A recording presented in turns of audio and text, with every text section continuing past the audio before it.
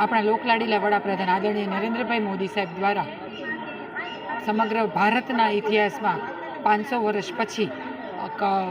અયોધ્યામાં રામલલ્લાની મૂર્તિનું પ્રતિષ્ઠા થવા જઈ રહી છે. આ ઘટનાને વધારવા માટે થઈને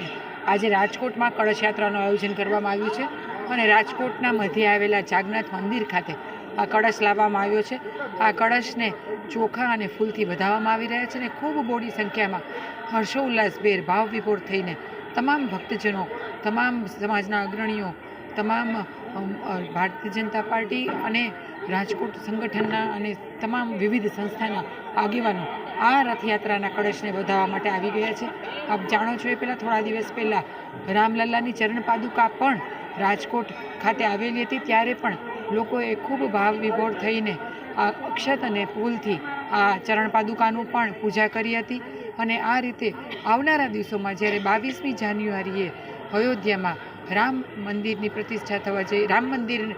મૂર્તિનું પ્રતિષ્ઠા થવા જઈ રહી છે, ત્યારે એના ભાગરૂપે અત્યારથી જ સમગ્ર ભારતમાં એક ભક્તિનો જુવાળ અને લોકોમાં એક ઉત્સાહ અને ઉમંગ જોવા મળે છે. અને લોકો આ રીતે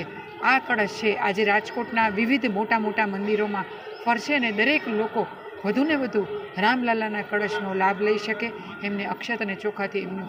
વધાવી શકે અને પૂજન કરી શકે એ ઉદ્દેશથી આજે ખૂબ મોટી સંખ્યામાં લોકો અહીંયા જોડાયા છે. જે કળશ છે એ અયોધ્યા લઈ જવામાં કળશ અત્યારે રાજકોટના અલગ અલગ મંદિરોમાં ફેરવવામાં આવશે. ત્યારબાદ ત્યાંથી સમગ્ર ગુજરાતના મોટા મોટા મંદિરોમાં, સોમનાથ મંદિર, એવી રીતે દરેક જગ્યાએ લઈ જવામાં આવશે, એટલે વધુને વધુ લોકો આ કળશનું પૂજન કરી શકે અને આ કળશના માધ્યમથી આવનારા દિવસોમાં જે રામ ભગવાનની મૂર્તિની પ્રતિષ્ઠા થવા જઈ રહી છે એ ઘટનાને અત્યારથી જ લોકો વધાવી શકે એ મુખ્ય ઉદ્દેશ છે.